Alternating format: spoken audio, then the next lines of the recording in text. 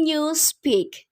Kekuasaan bukan hanya menjadi semacam ungkapan atau kondisi para anggota partai, tetapi dengan kaidah-kaidah yang ada seperti kosakata dan juga tata bahasa yang akan dibatasi. Kemudian Newspeak membatasi kebebasan berpikir dengan tujuan untuk mengabaikan kebebasan, ekspresi, dan identitas diri yang dianggap sebagai ancaman bagi ideologi partai dan bung besar. Bahasa tentu saja selalu memiliki kekuatan tersendiri karena merupakan elemen manusiawi yang sebenarnya mampu mengubah sebuah peradaban. Dan hal itu bisa kita dapatkan dari novel Orwell pada salah satu sub pembahasannya. Nah, bahasa Newspeak. Bahasa tersebut bertugas sebagai pengendali dari kekuasaan Big Brother atau Bung Besar. Newspeak sendiri adalah bahasa pengganti dari bahasa Inggris yang baku atau All Speak. Tentunya dengan beberapa bentuk perubahan yang ada. Nah, meskipun banyak hal yang dapat diceritakan dalam novel ini, untuk kali ini kita akan fokus terhadap penguasaan bahasanya saja. Dan bagaimana bahasa bisa mengambil peran penting dalam melanggengkan sebuah kekuasaan. Bahasa memang selalu berkelindan dalam kekuasaan, seperti contoh yang dapat dilihat dalam sejarah Indonesia sendiri. Pada perkembangan sejarah bahasa Indonesia, terutama dari sudut pandang perubahan ejaan, telah mengalami transformasi sebanyak 5 kali. Dimulai dari tahun 1901, ejaan Van Ophusen, kemudian dilanjut dengan ejaan Suwandi pada tahun 1947. Berlanjut pada tahun 1959 yaitu ejaan Melindo, dan kemudian ejaan yang disempurnakan pada tahun 1972. Namun pada akhirnya menjadi ejaan bahasa Indonesia pada tahun 2015. Dan perubahan tersebut sepenuhnya dikendalikan oleh instruksi politik yang berkuasa pada saat itu. Ejaan dirubah selain karena preferensi politik juga karena penyesuaian terhadap zaman. Hal ini lazim karena posisi bahasa Indonesia relatif baru dalam sejarah dan memerlukan perubahan secara terus-menerus. Dalam pembelajaran ilmu linguistik, pernah terdengar bahwa bahasa bersifat arbiter. Bahasa merupakan titik yang membedakan manusia dengan makhluk lainnya. Dalam pandangan semantik, Ferdinand de Saussure pernah berkata bahwa bahasa memiliki struktur konvensional dan arbiter, yang mana bahasa itu menyesuaikan pada suatu pola kebudayaan yang ada di dalam masyarakat tertentu, dan bahasa merupakan alat komunikasi yang paling fundamental. Karena bahasa merupakan sebuah kendaraan untuk berpikir, sedikit pemahaman yang didapatkan dari hasil membaca 1984 karya George Orwell. Secara sederhana, novel ini berkisah tentang Big Brother atau dalam terjemahan bahasa Indonesia yang biasa disebut Bung Besar. Realita yang hampir sama diperkirakan pada saat bangsa Indonesia kala pemerintahan Orde Baru. Hal yang paling menarik untuk ditelusuri lebih jauh dari novel ini yang dari awal membuat tertarik untuk membaca adalah sebuah penggunaan bahasa Newspeak. Kehadiran Newspeak guna menggantikan ejaan lama yaitu Allspeak. Bahasa berkelindan dengan substruktur penguasa Bung Besar. Secara ideologis dapat dipahami guna untuk melanggengkan sebuah kekuasaan. English Socialism atau sosialisme Inggris yang dipimpin langsung oleh Bung Besar Oceania, mereka terlebih dahulu menyentuh dimensi bahasa manusia dengan menciptakan suatu bahasa yang baru. Bahasa sebagai media untuk berdialektika mengenai suatu kejadian dan makna dari kejadian tersebut. Melalui bahasa, manusia memungkinkan akan bisa paham dengan realitas hingga dapat mengartikulasikan sesuatu. Newspeak yang diciptakan sebagai satu-satunya bahasa di Oceania sebagai sarana komunikasi masyarakat. Dan hal ini tentunya sangat memudahkan Partai Sosialisme Inggris dan Bung Besar untuk mengendalikan kehidupan di sana dengan sangat mudah.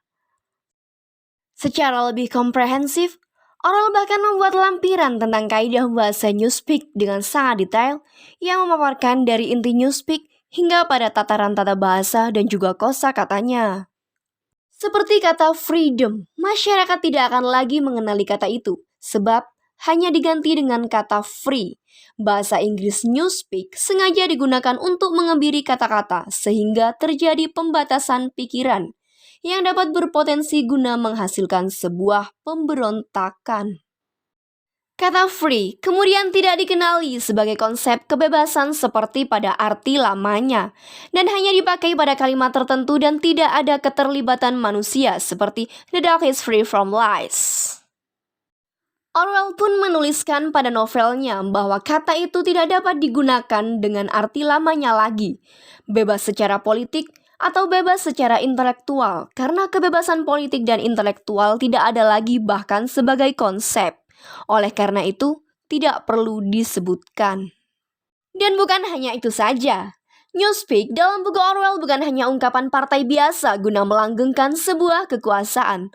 Lebih dari itu, sosialisasi Inggris telah berusaha untuk mengebiri kebebasan berpikir dengan tujuan abai pada ekspresi, identitas diri, hingga kebebasan yang dianggap sebagai ancaman bagi pemahaman ideologi, sosialisme Inggris dan Bung Besar. Pengendalian bahasa yang terjadi secara terstruktur dan sistematis hendak mengganti keadaan berpikir yang tidak sesuai dengan arah partai. Praktik pendayagunaan Newspeak dalam ini merupakan kekuasaan yang disebut polisi pikiran atau yang hampir mirip dengan cyber police sebagai polisi rahasia, dan juga sebuah alat bernama telescreen sebagai alat untuk mengawasi setiap gerak-gerik masyarakat sipil di Oceania. Bung Besar sampai berhasil menjadikan double think sebagai kebenaran umum dengan fungsi sebagai daya pikir untuk memuat dua keyakinan pada saat yang bersamaan sekaligus, semacam kontradiksi dalam pikiran, dan juga menerima kebenaran atas keduanya. Seperti yang terjadi pada tokoh utama bernama Winston saat ia tertangkap karena melakukan kejahatan pikiran. Setelah bertahun-tahun lamanya ditindak secara represif oleh aparat polisi pikiran, Winston diharuskan mengakui kebenarannya bahwa 2 ditambah 2 sama dengan 5 dengan apapun itu caranya. Saat Winston dan Julia tertangkap, mereka yang dijebak oleh O'Brien dalam novel ini menjadi gambaran yang terindikasi bahwa telescreen juga menghasilkan ketumpulan kemampuan di kalangan warga sipil untuk membuka gagasan atau pandangan politik yang berbeda secara personal karena ketakutan dalam wujud represi oleh sebuah kekuasaan. Telescreen sendiri juga menjadi alat yang paling efektif bagi partai. Tidak hanya menyebarkan doktrin, sosialisme Inggris mengendalikan tingkah laku dan berita-berita yang mengagungkan rezim Bung Besar. Polisi pikiran diceritakan begitu seram, berseberangan keras dengan kebenaran. Melalui telescreen, polisi pikiran dapat melakukan pengawasan pada setiap orang sepanjang waktu dan bahkan bisa menyadap dari kabel pikiran seseorang kapanpun mereka mau. Siapapun yang gerak-geriknya mencurigakan dan lain dari kebiasaan partai akan dilenyapkan. Penanaman dari aparat ideologi melalui Newspeak dan doublethink yang mewujud dari praktik keseharian diawasi, dideteksi, lalu menahan siapapun warga yang menentang otoritas partai dan Bung Besar. Keberadaan telescreen tentu saja mampu membuat pemerintahan Oceania mencegah adanya indikasi penyelewengan atau segala bentuk pemberontakan dari setiap masyarakatnya. Tidak melulu urusan sipil warganya, dalam hal urusan personal pun seseorang bisa saja ditangkap dan juga diberi hukuman. 1984. Mungkin buku ini teramat seram jika kita membayangkan hidup di masa seperti itu.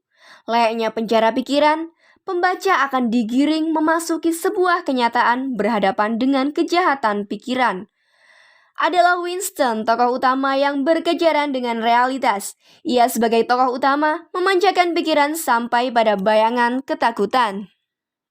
Jika ditarik ke Indonesia, ketidakbebasan seperti itu mungkin saja terjadi pada saat Orba atau Orde Baru. Terjadi pemberangusan buku di mana-mana, masyarakat tidak bebas berbuat atau berkehendak sesuai keadaan.